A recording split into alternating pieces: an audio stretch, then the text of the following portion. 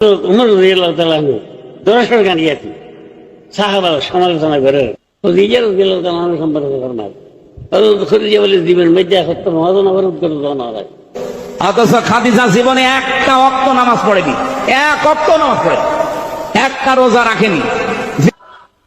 এক ওয়াক্ত মহাজন করে উদ্গার রোজা না রাখে, ইয়ার বাদে দিয়েই বেড়ে জান্নাতের বেসার তাই তুই জান্নাত সাইডের নাই, নামাজের ওখানে দরকার নাই, রোজার ওখানে কি নেই দরকার নাই। তারপর আস্তে আস্তে দুর্গা মধ্যে যাইয়ে দেয় এই দুর্গা পূজার ওদের রমজানের রোজা আর দুর্গা পূজার মধ্যে কোনো ফরক নেই, সাপ বেরিয়ে দেবে তবু এর মুসলমান বুঝবি না, এর উপর দিকেই মেনুতে যাবি সুর নামানো হয়নি। হেফাজতের আমির মহিবুল্লাহ বাবু নগরী অনেক বড় একটা আলিম সাহেব ছিলেন, কিন্তু দুঃখের বিষয় আমির হামজাকে যে গালি দিয়েছে এটা মুখে প্রকাশ করার মতো নয়। চলেন দেখে আসি। যা মনে চাই তাই বলে, এত বড় একটা প্রবীণ আলেম, আমরা যাকে মাতার তাস মনে করি, রাহাবার মনে করি, ও যদি মাহফিলের মঞ্চে এরকম অশ্লীল ভাষায় আরেকজন আলেম নেওয়া যায়। বাংলাদেশের অত্যন্ত পরিচিত মুখ আমাদের প্রিয় ভাই মুফতি আমির হামজা, তিনি কয়েকদিন আগে একটা আলোচনা করতে গিয়ে বলেছে যে আল্লাহ খাদিজাতুল কুবরা রাদিয়াল্লাহু তাআলা আনহাকে সালাম দিয়েছে, জান্নাতের সার্টিফিকেট দিয়েছে, অথচ তিনি এক ওয়াক্ত নামাজও পড়ে নাই, রোজাও রাখে নাই, হজও করে নাই, যাকাতও দেয় নাই। এই আলোচনা যখন মিডিয়ার মধ্যে চলে আসলো, সমস্ত মানুষেরা তার বিরুদ্ধে আলোচনা সমালোচনা শুরু করলো। এমনকি কিছু মুফতি সাহেবেরা তার বিরুদ্ধে লেগে পড়লো, আমির হামজা পাগল হয়ে গেছে, গাঞ্জা খেয়ে বক্তব্য দিচ্ছে, এ কেমন কথা?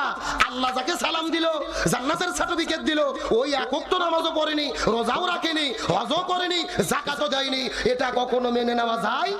এইরকম ভাবে সমালোচনা কারণটা কি? কিন্তু সঠিক বিষয় না জানিয়ে ফতোয়া দেওয়ার কোনো সুযোগ। ওয়াক্ত নামাজও পড়েনি, কারণটা কি? তার কারণ হলো খাদিজা রাদিয়াল্লাহু তাআলা আনহা যখন মারা গেছে তখন নামাজের বিধানই নাজিল হয়নি। কথা বলে না কেন? ভালো করে বোঝেন। খাদিজা মারা গেছে রাসূলের হিজরতের বছরে, মিরাজের বছরে। তার মানে খাদিজার মৃত্যুর পরে নবী মিরাজে গেছে, তারপরে আল্লাহ নবীজিকে নামাজ দিয়েছে। তার মানে বোঝা গেল খাদিজা মারা গেছে, তখন নামাজ আল্লাহ দেয়নি, ও পড়বে কেমনে? সঠিক রহস্য জানতে হবে।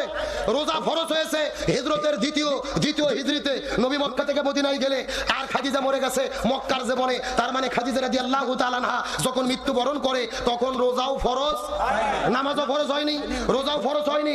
পর্দা ফরজ হয়েছে ষষ্ঠ হিজরিতে, তারপরে আপনার যাকাত ফরজ হলো অষ্টম হিজরিতে, চতুর্থ হিজরিতে। তার মানে বোঝা গেল খাদিজা রাদিয়াল্লাহু তাআলা আনহা। কি বলবেন কম? একজন আলিম মানুষ, মুরব্বী, হেফাজতের আমির, তিনার মুখে এই সমস্ত বক্তব্যগুলো কোনো ভাবেই মানায় না। এটা একটা জাতির জন্য দুর্ভাগ্য।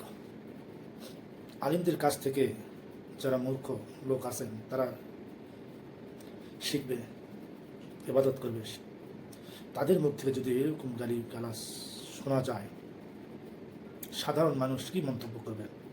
প্রশ্ন আপনাদের কাছে রেখে গেলাম। আমি কাউকে গালি দিব না, কারণ দুইজনই আলিম লোক, এদের সাথে গালি দেওয়া ঠিক হবে না। তো দেখলেন আপনারা ভিডিওটা, ধন্যবাদ সবাইকে, মন্তব্য করবেন আপনারা।